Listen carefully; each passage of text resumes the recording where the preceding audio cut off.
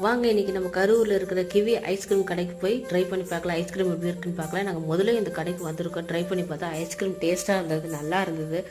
அது இல்லாமல் போனவங்களும் சொன்னாங்க ஐஸ்கிரீம் நல்லா இருந்ததுன்னு சொன்னாங்க. நாங்களும் டேஸ்ட் பண்ணி பார்த்தா நல்லா இருந்தது. அதனால தான் உங்களுக்கு வீடியோ எடுத்து போடுறோம். பாருங்கள், ஐஸ்கிரீம் ஆர்டர் பண்ணி 2 நிமிஷத்தில் கொண்டாந்து கொடுத்துட்டாங்க. என்னென்ன ஐஸ்கிரீம் சொல்கிற பாருங்கள்.